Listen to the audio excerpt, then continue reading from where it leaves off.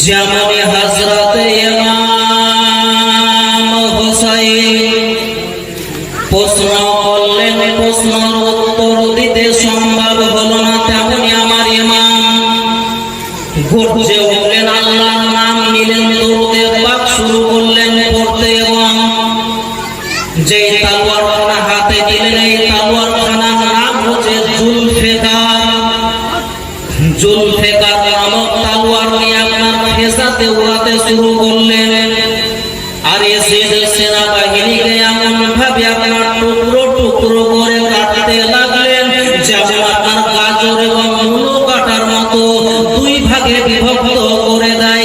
কাউরির কান ছেদ হয়ে যায়, কাউরির গলাকে ইমামে হোসেন দুই ভাগে বিভক্ত করে দেয়, কাউরির আপনার হাত কেটে যায়, কাউরির পা কেটে যায়, কাউরির পিঠ আপনার কেটে ছেদ হয়ে জাহান্নামে পৌঁছে দেয়। আমার ইমাম একাই আপনার 22,000 সেনাবাহিনীর সঙ্গে বীরের মতো যুদ্ধ করছে। একজন লোক টাইগারের বেটা টাইগার, বাঘের বাচ্চা বাঘি একাই আপনার একদম কারবালার প্রান্তরে 1000 এসিদের লাশ পড়ে গেল। জোরে বলতাম ইমামে হোসেন নামে ইয়া হোসাইন, ইমামে হোসেন এত বীর পরমান, একাই আপনার জাহান্নামী ব্যক্তিদেরকে একাই আপনার মোটামুটি 1-2 নয় 1000-এর মতো লাশ আপনার কচু কাটার মতো, মূলো কাটার মতো, গাজর কাটার মতো আপনার লাশ।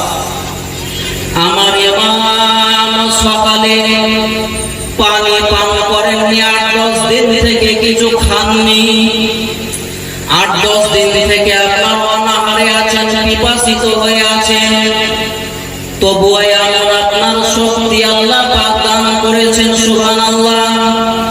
1000 একাই লাশ ফেলে দিলেন আপনার কারবালার সরজমিনে। এই টাইমে ইসলাম যেই তলোয়ারকে আপনার ওবাইদুল্লাহ বিন জিয়াদ থামাতে পারেনি, আমার বিন সাদ আপনার থামাতে পারেনি, যেই তলোয়ারকে সীমা রুখতে পারেনি, সকাল থেকে তলোয়ার চলতে লাগলো, চলতে চলতে জুমার টাইম পর্যন্ত রানিং চলল। যেমনই দামেস্কের জামে মসজিদে আজান প্রদান করছে, আমার ইমাম হুসাইনের তলোয়ারখানা জমিনে পড়ে গেল, তলোয়ারখানা পড়ে গেল। কেন পড়লো বাবা তলোয়ারখানা হাত থেকে? কারণ হচ্ছে একটা মশলা বলে দিচ্ছে আপনাদের, মশলা যখন কোন মসজিদে আজান প্রদান করবে, আজান শরীয়তের ফরমান হচ্ছে আপনি যে কর্মে লিপ্ত আছেন সেটাকে বর্জন করেন, সেটাকে বাতিল করেন, ছেড়ে দেন এবং আজানটাকে ধ্যান দিয়ে শ্রবণ করেন এবং আজানের উত্তর দেন এবং তার সঙ্গে দোয়া খায়ের করেন। এটাই হচ্ছে আপনার শরীয়তের মশলা। যদি ইমামে হোসেন তলোয়ারখানাকে না ফেলতেন তাহলে মানুষ ভাবতো যে ইমামে হোসেন যুদ্ধ করার জন্য আজান শুনেনি বা আজানের উত্তর দেয়নি, মানুষ এরকম ভাব।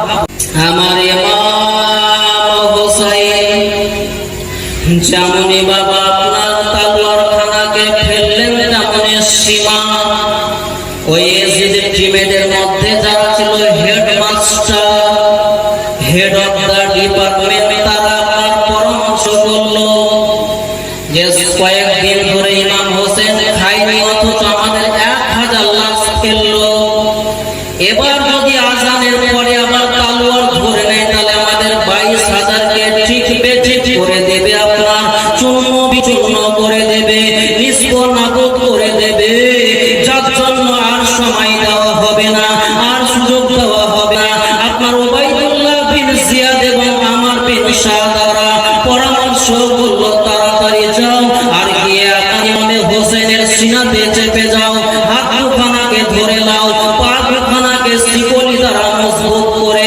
গ্রেফতার করে নাও, নচেত ইমামে হোসেন যদি আবার উঠে যায় তো আমাদের এই 22,000 টিমকে শেষ করে দেবে। এখনই সুযোগ আছে ভাই, আর লেট করিও না। যেমনই বলে একজন আপনার তীর, এমন ভাবে তীর নিশানা করে আপনার মারল ছুড়ল। তীরটা এসে হযরত ইমামে হোসেনের আপনার কপাল মোবারকে একদম ঠাপ করে লাগলো। খট করে যেমনই আপনার লাগলো, আমার ইমামে হোসেন আপনার সরজমিনে পড়ে গেলেন। যেমনই পড়ে যাওয়া তেমনই বাপজিরা আপনার সীমা এসে হযরত ইমামে হোসেনের সিনাতে চেপে গেল। আর সিনাতে চেপে যাওয়ার পরে পরে নবী মুস্তাফার নাতি হযরত ইমামে হোসেন রাদিয়াল্লাহু তাআলা আনহু উনি বললেন, আমাকে একটু সময় দাও, যেহেতু আজকে শুক্রবার 10 মুহররম আসুরার দিন, জুমার নামাজ পড়ার সময় আমাকে দিয়ে দাও। জোরে সুবহানাল্লাহ।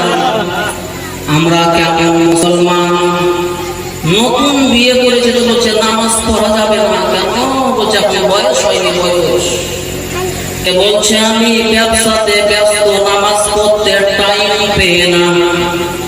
কেউ আমি হোসেন কারবালার সরজমিনে এত বড় অত্যাচার এবং জুলুম হওয়ার পরেও নামাজ ছাড়েনি। ইমামে হোসেন কারবালার জমিনে নামাজ ছাড়েনি। নামাজের প্রতি ইমামে হোসেন একটা মহব্বত ছিল, ভক্তি ছিল। আর বাহানা যদি করেন, বাহানা করলে বাহানাই তৈরি হবে। আর চেষ্টা করে কষ্ট করে করলে তার ফল অবশ্যই পাওয়া যাবে।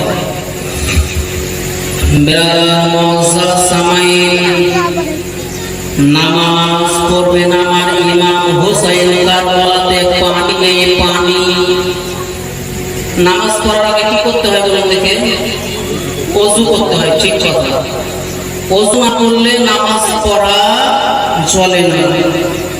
আর নামাজের জান্নাতের চাবি হচ্ছে নামাজ, আর নামাজের চাবি হচ্ছে ওযু। জোরে বলুন সুবহানাল্লাহ।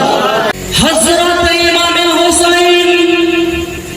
রাদিয়াল্লাহু তাআলা আনহুর নামাজ যেমনই আপনার কমপ্লিট শেষ হয়ে গেল, সালাম দোয়া খায়ের শেষ হলো, তেমনই সীমা আপনার চাকুকে হাতে ধরে নিয়ে আমার ইমামের সিনা মুবারকে বুকের উপরে সিনার উপরে চেপে গেলেন। আর চেপে যাওয়ার পরে আপনার এই গলাতে আপনার যেই জায়গায় আমার নবী মুস্তাফা চুমা খেতেন, যেই ইমামে হোসেন আমার নবী মুস্তাফা শুনতেন আর বলতেন, জান্নাতের বাগানের ফুল হলো ইমাম হাসান এবং হুসাইন।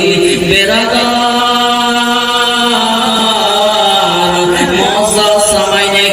সেই হযরত ইমামে হোসেনকে দুই ভাগে বিভক্ত করে দিল। মাথা আলাদা হয়ে গেল, দেহ আলাদা হয়ে গেল। সকলে পড়লেন ইন্না লিল্লাহি ওয়া ইন্না ইলাইহি রাজিউন। আল্লাহুম্মা সাল্লি আলা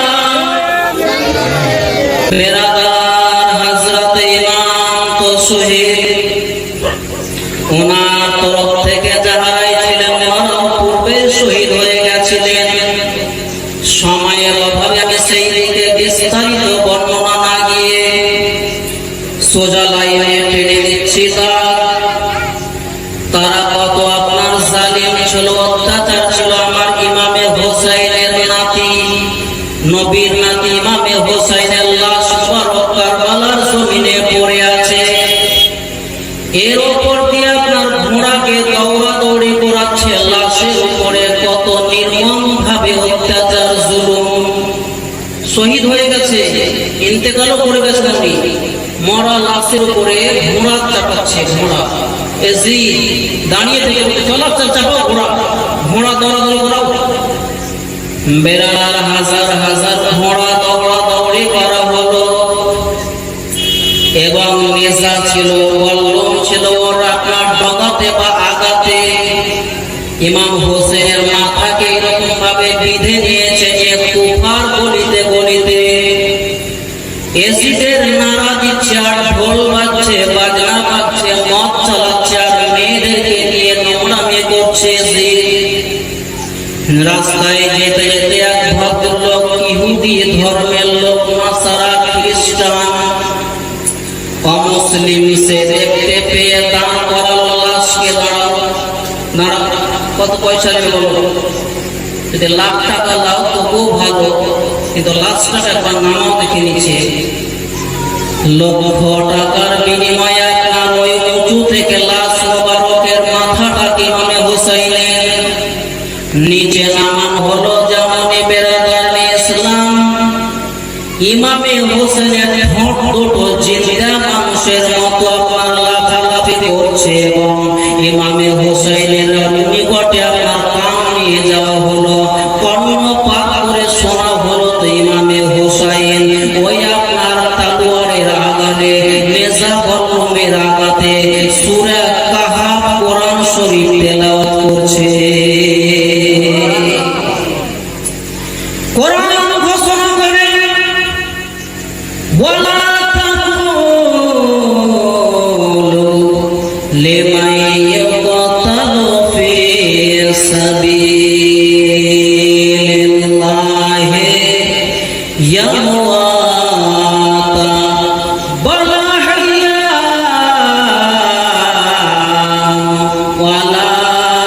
ওয়ালাকিন লা তাশউরুন।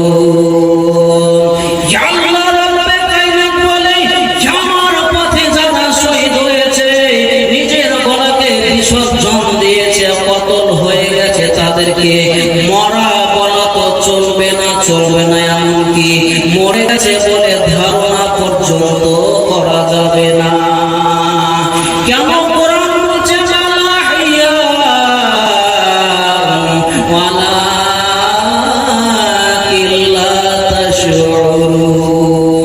আল্লাহ বলছেন তারা জীবিত এবং নিজ নিজ রওজাতে কবরে আল্লাহর তরফ থেকে রুজি প্রাপ্ত।